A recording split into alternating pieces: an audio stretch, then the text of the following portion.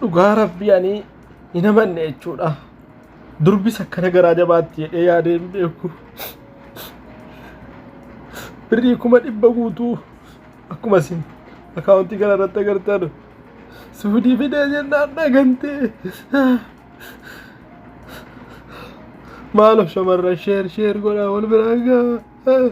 Haqqii godhaa barbaada. Subhanallah al-azim. Itoophiyaa jireenya qaala'ee jettan malee saba kun bulguu kanneen jireenya nutti qaala'e wallahi. Jireenya maaltu qaala'e kan argaa yoo wallahi kun osoo gabbaa yaadatu. Kana kunoo yoo naqqa'an shamarroochee keenya akkanatti naqqa'ati ija banadhaa.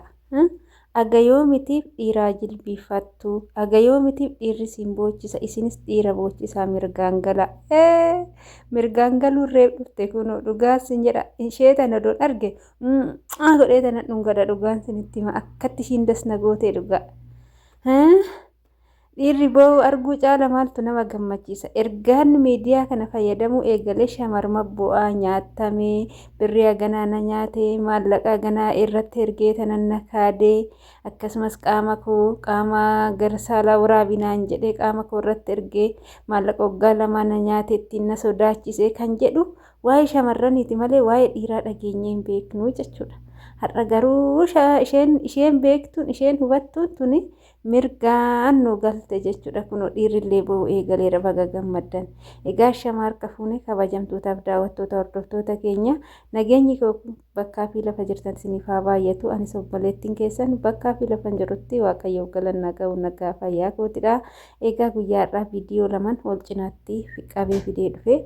Viidiyoon inni tokko ilmi dhiiraa jechuudha mucaan kuni isheen tun jechuudha birri sifan kenna jettee maallaqa Itoophiyaa 100 harkaa nyaattee bulookkii isaa goote akkasumas kun immoo shamara taatee haala nyaataa fakkeenya dhiiratiin jechuudha. Dhiirru akka kanatti nyaata kana hin nyaata jedhee hin yaadu haala kanaan nyaatti jechuudha. Garuu safuu eeggachuu waanuma jiru shamarri yeroo dubbannus ta'ee akkasumas immoo miidiyaa irratti nyaata yeroo nyaannutti sirritti nyaanni dubaraa fi nyaanni dhiiraa garagara waan ta'eef akka shamaraatitti qonxoofa jennee nyaachuu qabna malee akka dhiiratitti viidiyoodha jennee fooloodha jennee waan akkana kana gochuun nu maqaan balleessa malee bu'aa tokkollee hin qabu jechuudha.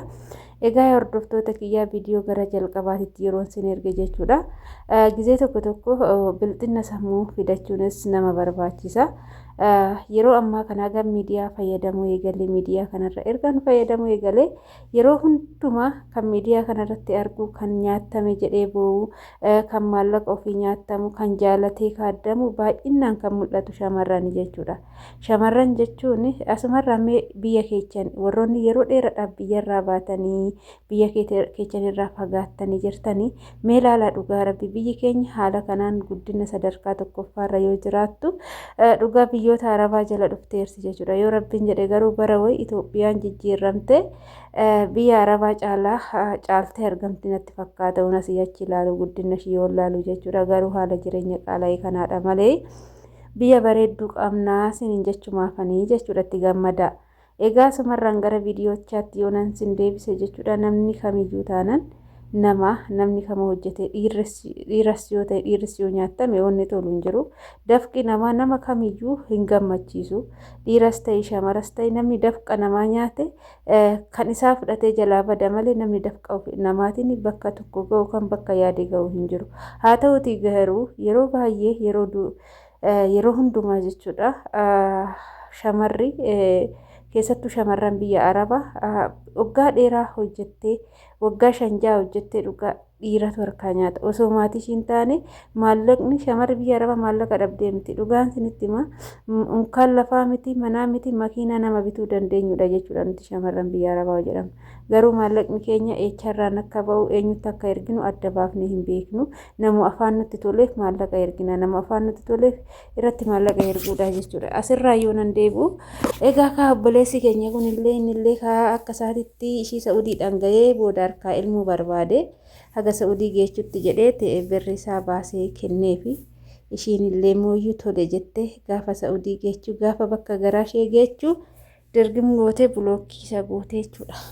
Anama micayyoon balleessiteen jedhu Maaliif jennaan badii tokkollee hin qabdu. Waanuma namni ammaa gochaa jiru, waanuma haalli yeroo ammaa gochaa jiru goote malee badii tokkollee hin qabdi yookaan immoo badii tokkollee goote jedhee wanti ishee irratti muruu hin jiru. Indoon mirgaan nu galte maqaa shamarraniitu ol qabde. Shamarran boochuu malee shamarran boochiftu arginee hin beeknu. Kinoo har'a isheen immoo shamarran boochiftu taatee mirgaan argamtee jirti jechuudha. Innaa yeroo tokko waan akkanaallee yeroo godhani wantuma namaa haqqiin namaa nama hin fayyadu. Haqqiin namaa bakka namni yaadeen nama hin ga'u. Mucaa kana harkaa maallaqni kun kan ba'e yookaan haqa namaatiitu isa harka jira. Dhugaan sinitti maani haqa namaa inni harkatti galfate san harkaa loosuuf sababii kanaan maallaqa kanarraa fudhatame ta'uu danda'a hin beekamu jechuudha. Kan ta'e san ta'e dhiironni illee jechuudha kan biyya keessa jiraattanii maallaqa namaa saamtanii homaa bu'aan qabu jechuudha. Yeroodhaan nama gammachiisuu danda'a garuu bakka namni yaadeen nama ga'u maallaqni namaa haqqiin namaa duniyaan namaa homaa tokkollee namaaf hin godhu. Kana sirriitti hundi keenya ni beektu jechuudha. Keessattuu shamarran biyya Arabaa gola madaamii keessatti gubattee hojjettee cincooftee boqonnaa tokko malee maallaqni fiddu kun yoo tokko jalaa nyaatu yeroo maallaqa nyaatu sanitti gammachiisuu danda'a. Biyya lafaa kanarratti gatii kaffalchiisuu dhabuu danda'a. Garuu gaafa biyya lafaa kanarraa umurii isaa fixatee nyaatee guyyaa deemetti isaaba guddaa isa kaffalchiisa jechuudha. Egaa kana fakkaata. Obboleessa keenya ka waaqni haqqi keessiif haa deebisu malee haqqi nama harka gahee gana kaaddamanii gana bu'anii hin deebi'allee natti fakkaatu. Garuu ilma dhiiraa taate yoo akkanatti maallaqa ittee boochu wayyoo maali kana mana maali maqaa dhiiraa balleechite inni maallaqu buuftee booche qarshuma maallaqa 100 booche sanuu shamarran tuna nyaate jettee gaafa boochuu maaltu sitti dhaga'ama siin jedha. Dhugaa gara tokkoon nama mararee gara tokkoon na kofalchiise jechuudha waan inni godhe. Akkaataa inni itti bu'e. Inni itti aanu immoo shamarri obboleetti keenya jalqaba irratti nyaata yeroo nyaattu jechuudha. Dhugaa dubbachuudhaaf Itoophiyaa keessatti jireenyi qaala'ee jedhu malee akkuma obboleettiin keenya jette ishee akkanaa tana faatu jireenya nu jalaa qaalicha nyaata suuta nyaatanii nyaata humnaa oli nyaatu wanti bitan hin qaala'a kanatti qaala'ee jireenyi isiniin jedha. Egaa shamarran keenya sijammar shamarri miidiyaa irratti nyaata nyaachuun shamarri durii unkaan miidiyaa miti nama fuulduratti nyaata nyaattu jechuudha. Gisee haadholii keenyaa sanitti dubartiin shamarri achi gara gaadatti nyaatti malee akkuma argitetti nyaattu jechuudha. Garuu shamarran amma akkaatas wallaaltee shamara ta'uu ofiitu of dagatanii jiru jechuudha. Akkuma argan ta'u akkuma barbaadan ta'u waanumatti fakkaatedha malee wanna tokko ittiin fakkaatu jechuudha. Innaa obboleettii keenyaan bakka kee ani siifan qaana'ee wanta akkanaa kana beekamtiidha jedhanii gochuun nama saalfachiisa malee namummaa ofii shamarrummaa ofii nama dhabsiisa malee homaa bu'aa tokko hin qabu. Namoonni jecha hin taaniin si arrabsu. Gaafa san immoo hamilee keetiitu cabaa. Kanaaf wanta gaarii kan nama barsiisan hedduutu jira. Waan akkasiisan nu dabarsiisiin jenna. Kanarraan kana yaaduu koo afaan hawaasa miidiyaa siseessise warroonni koomentarii waan isaas jedhanii barreessan kaanasitti dubbachuun maaliif barbaachise re'anuyyuu laalee bikki keenan qaana'ee jechuudha. Warroonni koomentarii illee koomentii yoo barreessitamee xiqqoo ishii godha dabadabu jedhaati barreessaa fidha. Haala kanaan irra gadi yoo keechanii in ulfaata jechuudha hundaafuu. Kana fakkaata hordoftoota kiyya viidiyoon har'a qabadhee dhufee yaadaaf qeeqa qabaatta saanduqa koomentii jalatti barreessuun dagatinaadha. Egaan viidiyoo kiyyaa sumarraa nan goolaba turtii na wajjin gootaniif ulfaadhaa galatoomaa siniin jechuun affeerraa kooti. Yaadaaf qeeqa qabaattanis gara saanduqa koomentiitti barreessaa siniin jedha. Laayik sheer gochuudhaan nu jajjabeessaadha. Egaa kana fakkaata turtii gaarii siniif haa ta'u. Baay baay.